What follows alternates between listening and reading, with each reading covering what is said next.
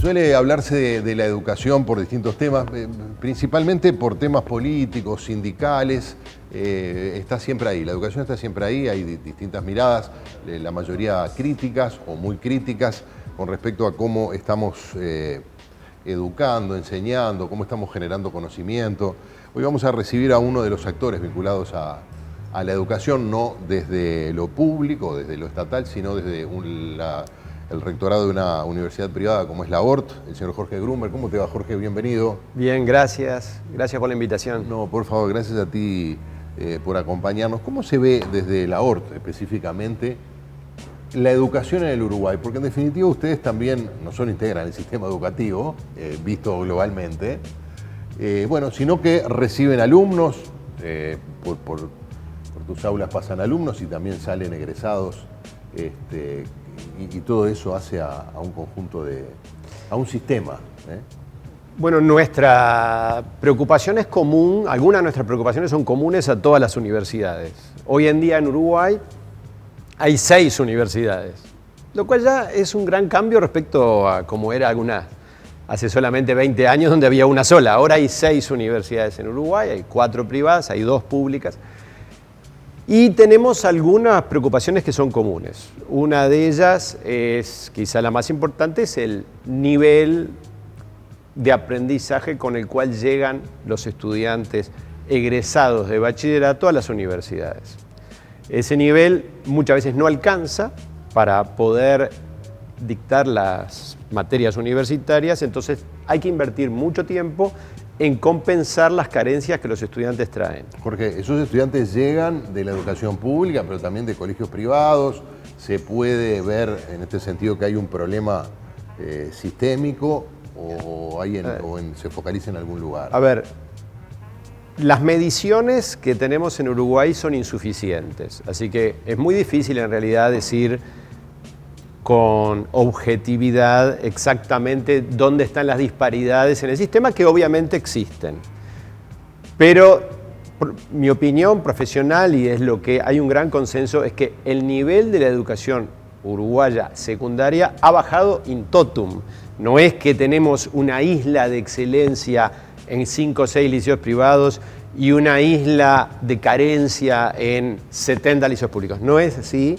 Las diferencias más importantes de rendimiento son por barrio, no son por tipo de liceo. Lo que... Por barrio quiere decir por nivel socioeconómico, en términos generales. Está muy asociado, sí. Los liceos... O de inclusión. Los liceos las escuelas o liceos de Positos o Punta Carretas, sean públicos o privados, andan mejor que los liceos de Casaballe sean públicos o privados. Y con esto es una brocha gorda, no quiero decir. Hay experiencias nuevas, Jubilar, Impulso, está el Liceo Público de Carmelo, el Liceo Público de Maldonado, el Liceo Público de Piriápolis, con excelentes experiencias. El Liceo Público de Carmelo es el que tiene mejores niveles de todo el país. Exacto, o sea, hay elementos puntuales muy favorables en todos los sistemas. Pero quiero decir, nuestra preocupación como uruguayos, como dirigentes universitarios, digamos, es que el sistema uruguayo en su totalidad tiene que mejorar si queremos aspirar a progresar en la sociedad del conocimiento. No es que tenemos un sistema privado de excelencia y un sistema público de carencia. Tenemos que mejorarlo entero. Te voy a poner el problema en otro lugar y te voy a hacer referencia a un hecho que conoces y que seguramente lamentaste lo mismo que yo, de alguien que ambos respetamos mucho, Leonardo Abercorn. Renunció, daba clases en la OR concretamente, tenía un cargo de responsabilidad, un gran periodista. Dijo, me cansé de decirle a los estudiantes que tenían que apagar el celular, que no podían mandar mensajes en la clase, haciendo referencia a algo que hablas con cualquier profesor de secundaria o de nivel terciario de cualquier instituto público o privado, y te habla de la falta de motivación, de la dispersión, de que no logran entusiasmar a los alumnos jóvenes, en fin, adolescentes jóvenes. Y a uno le cuesta aceptar que hay que cargar las tintas sobre el joven, porque evidentemente el problema puede estar en otro lugar. No sé cómo lo ves tú en este sentido. Yo discrepo con que las nuevas generaciones son más dispersas que las anteriores.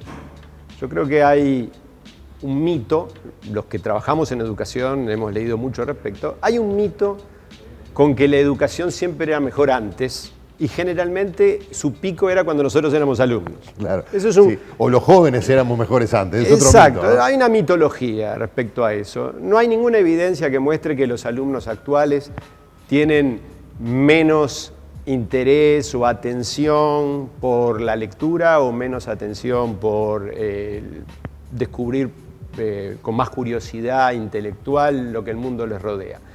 Lo que a veces pasa, o lo que pasa en todas las generaciones, es que los profesores tenemos que enfrentar nuevos desafíos.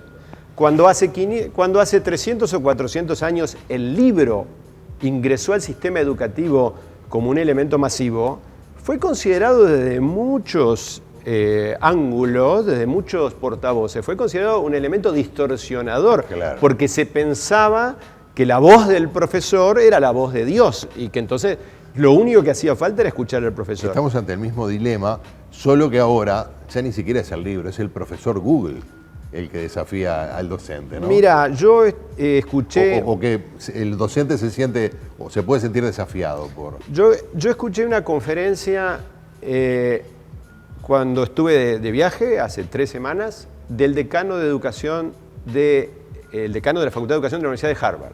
Es un hombre joven, un investigador, es el decano de educación, y en una entrevista, en una conferencia donde estábamos, un colega tuyo le preguntaba por los celulares, claro, en la enseñanza. Y bueno, y él decía, en Harvard tenemos 2 tipos de profesores. Hay profesores que han prohibido el celular absolutamente y hay que apagarlo o dejarlo en la puerta. Y algunos profesores de Hort hacen eso y la institución le da amplia potestad para hacerlo si hace falta. Y otros profesores, decía este señor, lo que hacen es integrar el celular a la docencia. Por supuesto, eso enfrenta a un desafío. Es más fácil llegar y repetir la clase que uno dio durante 20 años. Sí. Pero si uno quiere enfrentar el desafío de saber qué hacer con todos los celulares que hay en la clase, con todos los iPads que hay en la clase, con la pantalla de televisión que hay en el salón, en particular con los celulares, hay profesores en Hort, en Uruguay y en todas partes del mundo que han integrado los celulares de manera muy creativa. Integrar los celulares es integrar la web, integrar todas las posibilidades. Obviamente que hay un problema de dispersión de interés, pero tampoco hay que pensar que ese paradigma de varios siglos de que el docente adelante en el escenario tenía que ser el monopolista de la atención en la clase es necesariamente el mejor. No tiene por qué ser el monopolista. Lo que está claro es que ya perdió el monopolio del conocimiento, si es que alguna vez lo tuvo. En general lo presumió, pero en ese ámbito de la clase era el que sabía más de esa materia. Hoy cualquiera con una tableta o un celular puede desafiar al profesor y decir, no, mire, su colega de Harvard o de Oxford dice tal otra cosa, ¿no? Es bueno eso. Claro. Y los buenos docentes, y Leonardo, por ejemplo, ha mostrado ser un crítico. Claro. Él nunca acepta las verdades reveladas, lo hemos visto en sus libros, Totalmente, ha criticado sí. ídolos. Él lo sabe muy bien. Un buen docente se siente estimulado porque los estudiantes aporten y puedan cuestionarlo y recojan información y puedan aportarla en la clase. Lo que pasa es que tenemos un mundo nuevo. Claro. Es decir, cuando tenemos toda la biblioteca del Congreso de Estados Unidos, más toda la colección del Louvre, más todas las ruinas arqueológicas de Petra, todo en la pantalla del celular, adentro del salón de clase, podemos hacer muchas más cosas. Esto es un desafío para la universidad, para el sistema universitario, para la educación en su conjunto, y en ese sentido, ¿se está incorporando adecuadamente o todavía subsiste el viejo paradigma, ¿no?, del docente que va a impartir conocimiento? Bueno, en general la escuela, el liceo, la universidad fueron diseñados para otra etapa, para una etapa de producción industrial, y por eso las escuelas y los liceos en su diseño se parecen a las fábricas. Hay turnos.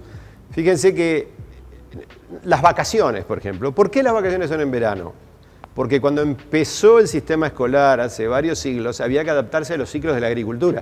Entonces las vacaciones eran en verano para que los niños pudieran ayudar en las cosechas. Exactamente. Entonces eso fue quedando, hay una inercia histórica en la educación muy grande. Ahora, hay muchos cambios. En Uruguay, por ejemplo, tenemos una plataforma, como decimos en tecnología, tenemos una plataforma para probar innovaciones que es fantástica para el mundo, que es el Plan Ceibal.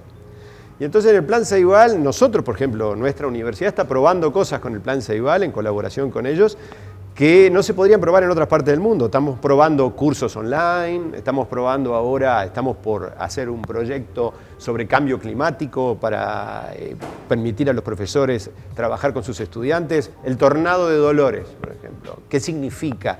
¿Por qué ocurrió? Todo este tipo de cosas se pueden hacer ahora con elementos tecnológicos mucho mejor que antes. Entonces, Uruguay tiene, a través, por ejemplo, del Plan Ceibal, una gran oportunidad de hacer pruebas. Es más, creo que si lo hiciéramos adecuadamente, podríamos ser un laboratorio internacional de prueba de innovaciones educativas. Bueno, eso es lo que buena parte del sistema educativo cuestiona, que algunos lo apoyan, algunos en público, otros calladamente, porque el Plan Ceibal ha entrado de una manera un poco heterodoxa en el sistema educativo.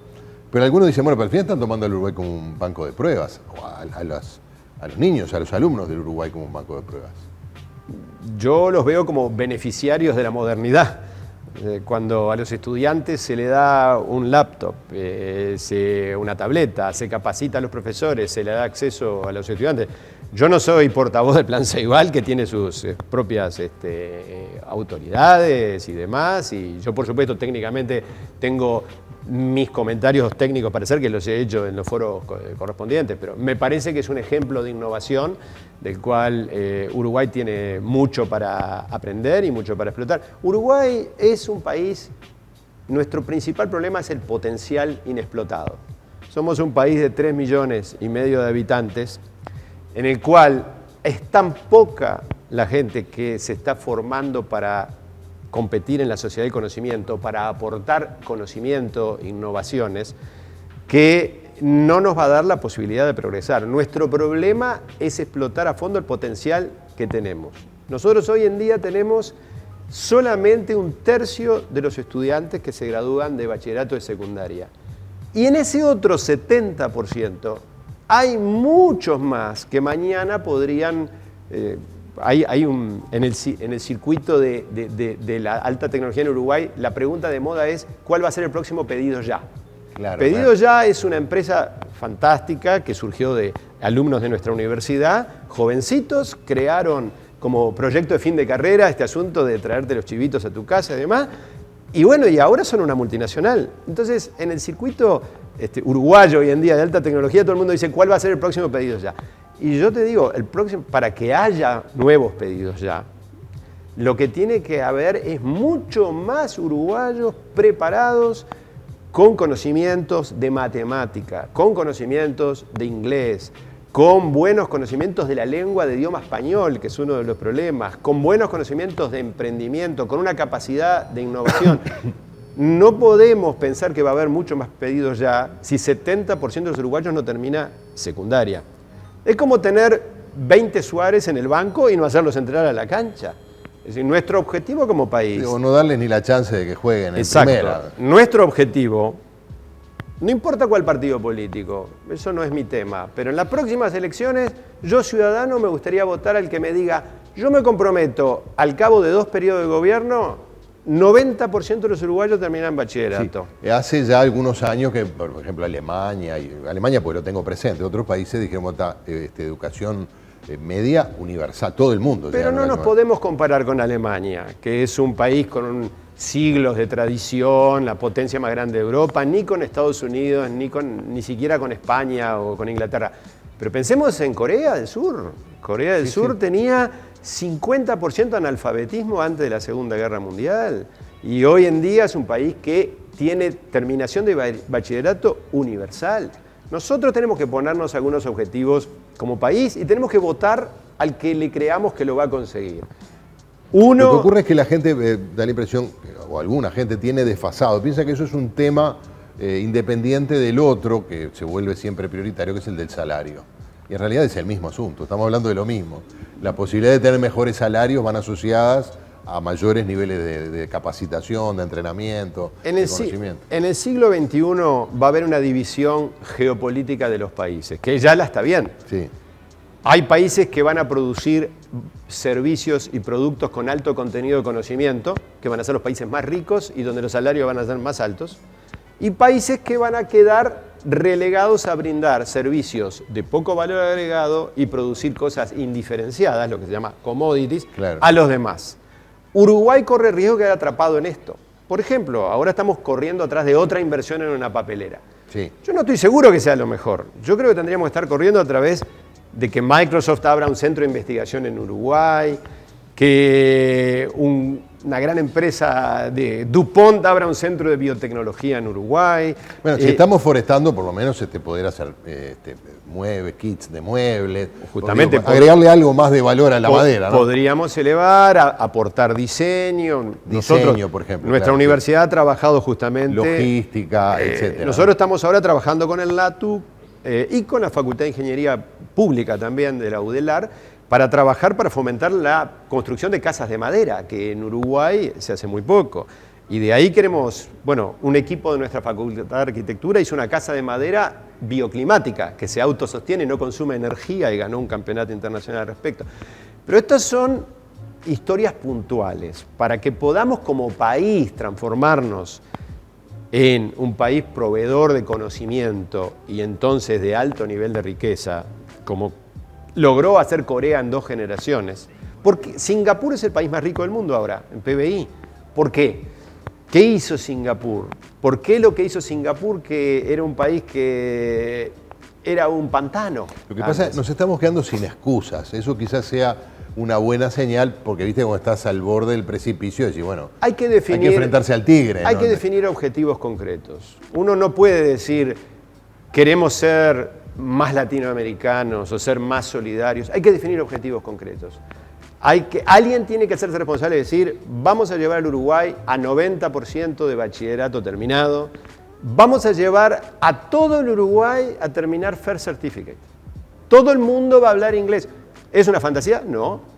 ¿No? En Singapur la gente habla inglés, en Hong Kong hablan inglés, en Holanda hablan inglés en bachillerato. Entonces, queremos llevar el Uruguay a que esté en el 10% superior de las pruebas PISA de matemática. Son objetivos medibles, hay que asignarles recursos, naturalmente, pero los padres uruguayos, sí, si nos piden otro ajuste fiscal más, pero asociado a un programa concreto de mejora para nuestros propios hijos y los hijos de los demás, yo creo que estaríamos mucho más dispuestos a hacer el apoyo. Está bien, pero tené presente que el partido que ganó prometió y va a mantener, digo, ahora está atravesando por un escenario problemático, dice, vamos a mantener el 6% del PBI para la educación al final del quinquenio. Hubo una promesa, una propuesta que la gente acompañó. Es decir, ahí había una propuesta concreta, un poco innominada, porque el 6% para la educación, bueno, quizás desde el punto de vista de las cuentas públicas puede cerrar y la educación ser igual un desastre, ¿no? ¿Tú te referís a un objetivo más medible, digamos, o medible en los resultados, más que en la asignación de recursos? En la filosofía uruguaya tenemos el problema que evaluamos declaraciones cuando tenemos que evaluar resultados. Nosotros tenemos que ver cuáles son los resultados. Hay países que aportan, Sudáfrica aporta 7% de su PBI a la educación y tiene de las peores educaciones del mundo, Sudáfrica. Hay países que invierten 4,5, 5%, que es Corea, por ejemplo, y tiene de las mejores educaciones del mundo. Hay países que invierten un elemento medio, como Finlandia, y es de las mejores del mundo. El aporte de recursos para la educación es una condición necesaria, pero no suficiente. La calidad del gasto es tan importante como la cantidad del gasto. ¿Y con qué asocias la calidad del gasto? ¿Con qué elementos podemos decir, además de asignar recursos suficientes, podemos medir o podemos proyectar un resultado por lo menos aceptable? Hay muchas cosas que hay para hacer y técnicamente no hay discusión. Si tú preguntás a técnicos en educación, tú le preguntás a Filgueira, a Pablo da Silveira, a Robert Silva, de todos los partidos, te van a decir más... Están todos fuera... A ver, me nombraste a uno que es del gobierno y se tuvo que ir. Quiero decir, por eso te quería señalar que de varios partidos. Sí, o sea, de si acuerdo, preguntás entiendo, a no gente... es un tema político ideológico. Si tú preguntas a técnicos de distintos partidos, en el denominador común te van a decir las mismas cosas, o Perti, te van a decir las mismas cosas que hay que hacer, porque en el mundo han habido ya muchos estudios que muestran cómo mejoró la educación en Finlandia, cómo mejoró la educación en Taiwán, ¿Cómo mejoró la educación en Nueva Zelanda? Te estoy diciendo todos países. ¿Cómo mejoró la educación en Irlanda? Relativamente pequeño. Se sabe lo que hay que hacer. ¿Qué hay que hacer? No hay discusión técnica. Hay un tema de voluntad política. Y hay que reconocer que el Uruguay en la década del 80 hizo una transformación enorme. ¿Qué fue? Que la educación secundaria, que era para la élite, 15, 18% de la población, de repente el Uruguay decidió... Es la educación secundaria con la que seguimos soñando, ¿no? Pero era para una minoría. Era para una minoría. Claro. Ese bachillerato era para una minoría. De repente en la década del 80, por razones democráticas, por razones sociales, por razones políticas, por razones económicas incluso, porque ya en el siglo XXI ya se veía venir que no iba a alcanzar con 18% de la población formada, se decidió abrir la educación secundaria. Entonces, hoy en día tenemos que casi universalmente la gente termina primaria en Uruguay, que es un gran logro, y 60-70% entran al ciclo de secundaria primero, segundo y tercero. Y luego se caen a un precipicio y no terminan. ¿Por qué pasa esto? Porque cuando se amplió el acceso a educación secundaria, se dejaron los liceos como estaban. Los liceos estaban diseñados, la formación docente estaba diseñada, los planes de estudio, hasta los edificios, todo estaba diseñado para los hijos de la clase media y clase media alta, que luego vuelven a su casa y sus padres se sientan con ellos a ayudarles a los deberes. En la casa hay una biblioteca, se recibe el diario, hay una cultura circundante en la casa de apoyo a los estudios. Ahora, cuando uno incorpora una población enorme que no tiene esos apoyos en la casa, porque de repente son familias monoparentales, porque no hay bibliotecas en la casa, porque no hay costumbre de lectura, porque no hay dinero para comprar diarios y revistas, no hay dinero para comprar libros, porque no hay dinero para profesores particulares, porque es común el profesor particular en Uruguay. Cuando de repente llega esa población que no tiene el apoyo en la casa y se encuentra en el liceo con lo mismo que tiene la persona de Positos o Punta Carretas o Carrasco, esa persona tiene enormes dificultades. Entonces, en aquel momento, que es más o menos en la reforma, que es la reforma Rama, digamos, sí. En aquel momento lo que había que haber pensado no era solamente en construir más edificios, sino en transformar la formación docente, en transformar la arquitectura edilicia, en transformar los planes de estudio, fusionar mucho más la UTU con bachilleratos. Fue un cataclismo la reforma de Rama, en parte porque Rama tenía su carácter complicado, pero además porque lo enfrentó todo el establishment de la educación. La reforma de Rama fue una cruzada democrática. Él abrió secundaria a todo el mundo. Yo creo... No, pero te quiero decir, acordate lo que fue. Fue muy resistida. Permanente fue muy resistida, sin duda. Con los sindicatos, ¿no? Pero entonces ahora, ¿qué es lo que tú me decías con el mayor gasto que hay que hacer? Bueno, hay que hacer muchas cosas, pero lo principal... Yo fui a Finlandia, por ejemplo, y estuve estudiando cómo funcionan allá los liceos para darme cuenta por qué funcionaban tan bien.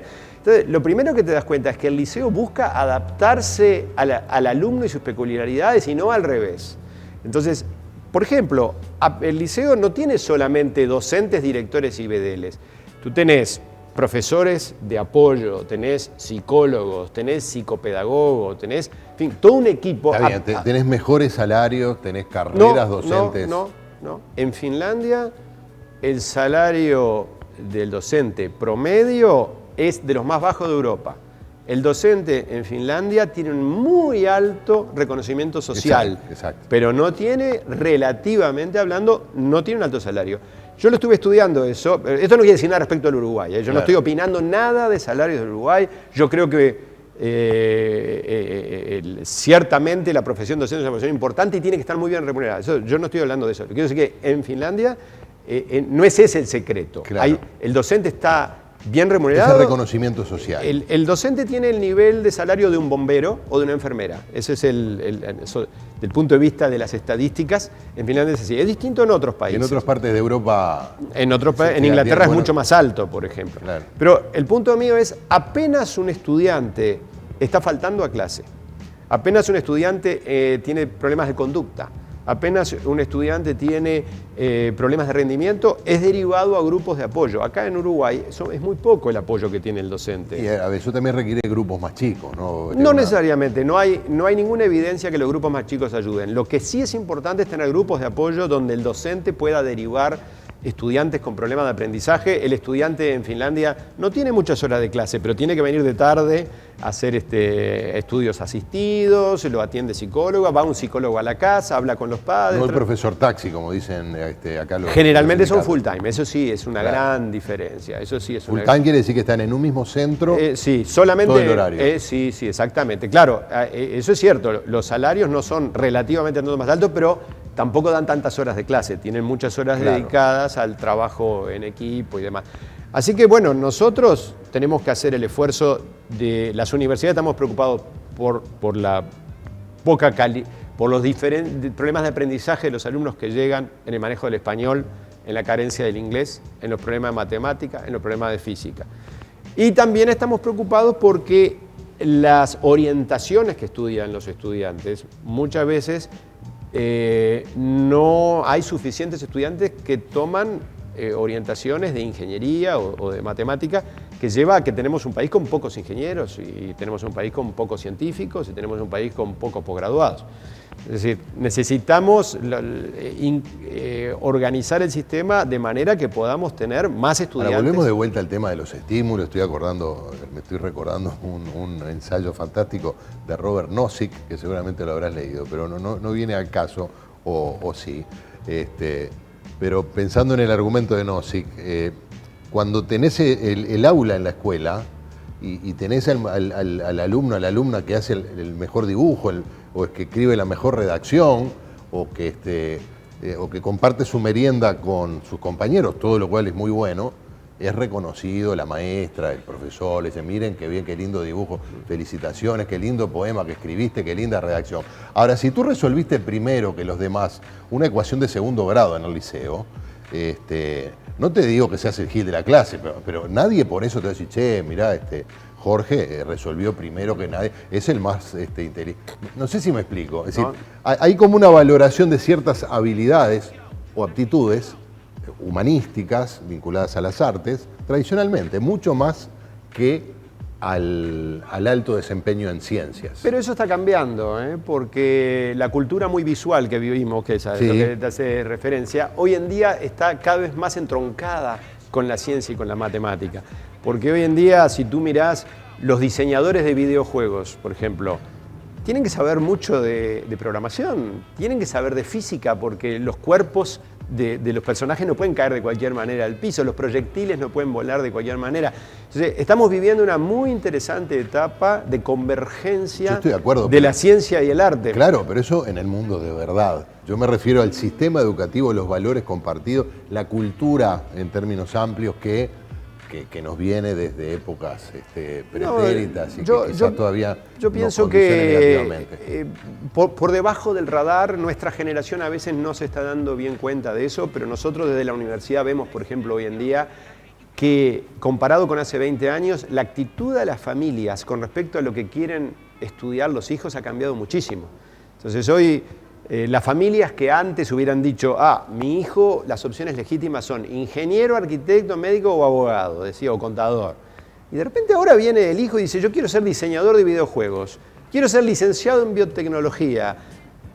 Y están encantados, quiero ser licenciado en diseño interior. Y yo cada vez valoro más a mi abuela, que fue una ama de casa, en fin, hija de gallegos, gente de trabajo, que en la década del 60, yo era un niño, y le decía a mi tío, decía, tenés que estudiar electrónica. Y yo escuchaba aquello, yo no sabía de qué hablaba, pero me quedó siempre grabado, hay que estudiar electrónica.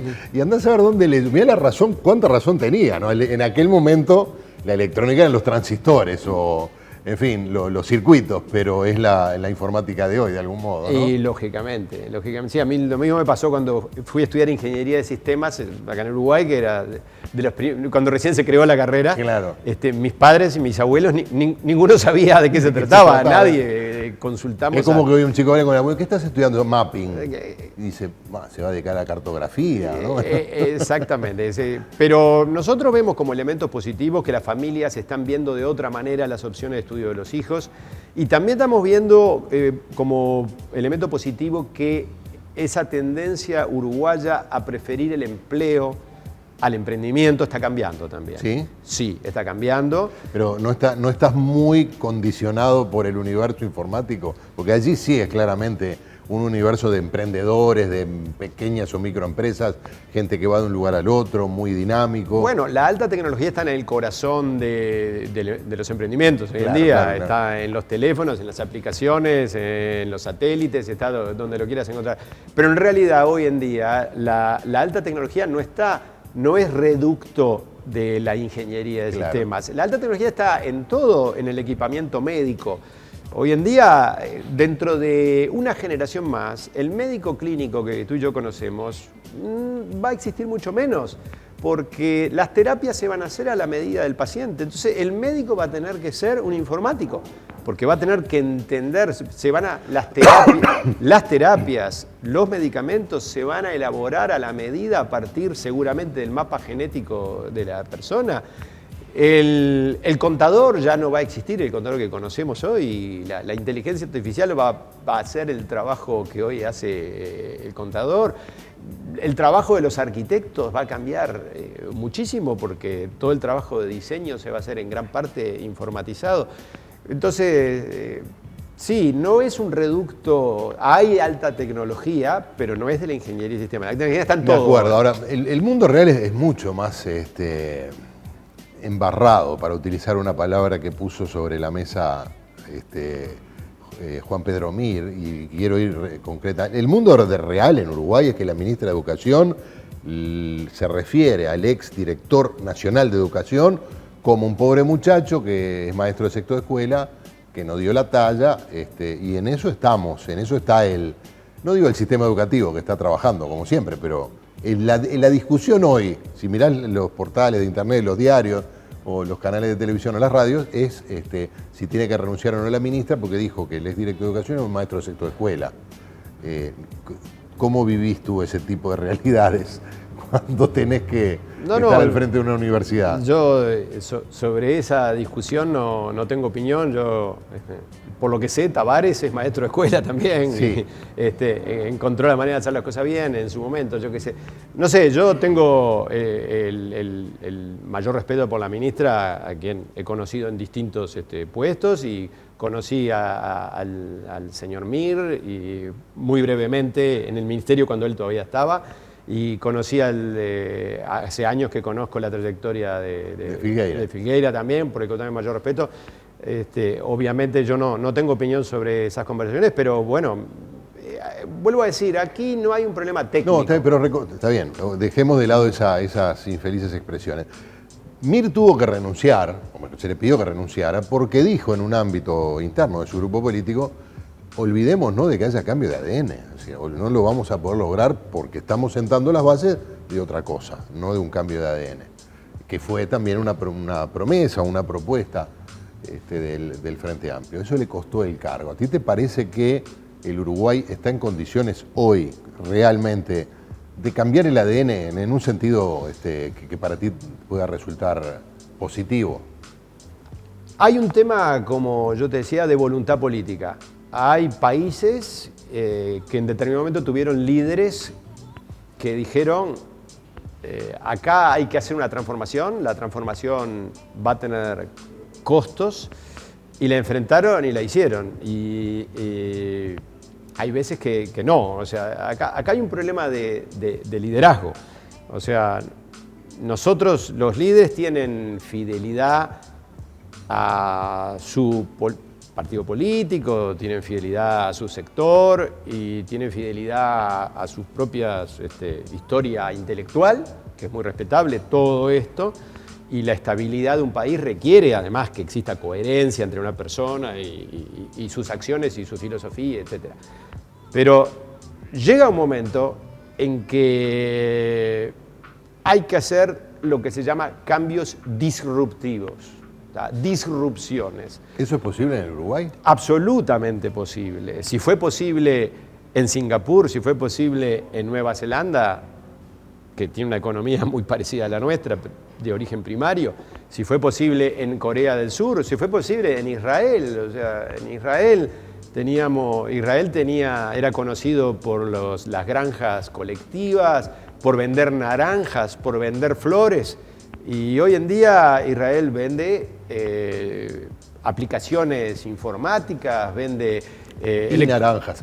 Y naranjas. Está bien, pero incluso las naranjas. Claro, están llenos de tecnología. Estuve recientemente en un centro de investigación en Israel, donde me mostraban que el jugo de naranja, en lugar de ponerlo en envases que había que ponerlo en la heladera, lo habían hecho en envases genéticamente modificados que no requerían heladera. Entonces podía estar 6 meses puesto en un depósito sin cadena de frío. Sí, esta clase de agregado de valor. Entonces, ¿puede Uruguay tener un salto? Absolutamente, pero tenemos que resolver... Un salto es el lugar ideal por el tema de las naranjas también. Exacto. Pensando en cómo juntar el sector primario, que de hecho el sector primario está lleno de tecnología, ¿no?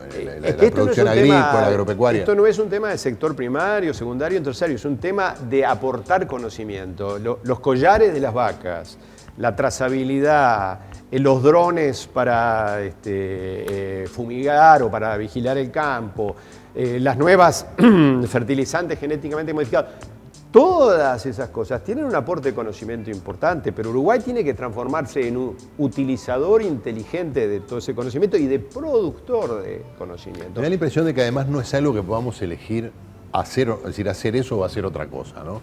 Me da la impresión de que un país con las dimensiones de Uruguay, con las características de Uruguay, hace eso o a la corta o mediana se condena al estancamiento. Sí, ¿no? Sin duda, pero la respuesta es sí se puede hacer, pero requiere un liderazgo que esté dispuesto a enfrentar a sus aliados históricos, a sus propias certezas intelectuales del pasado. Hay que hacer un cambio disruptivo. Kodak, por ejemplo... No es el escenario de hoy, entonces. La empresa Kodak, fotográfica, intelectualmente no pudo hacer el cambio disruptivo que significaba la fotografía digital. Pasar de la película a la fotografía digital, claro. Y se cerró Kodak, y no existe más.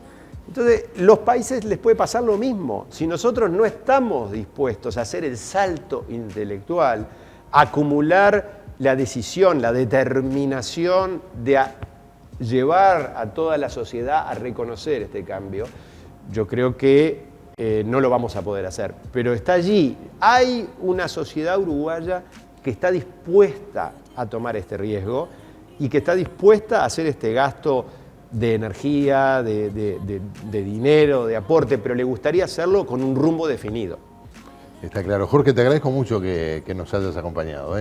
Muchas gracias a ti por la invitación. Muy amable.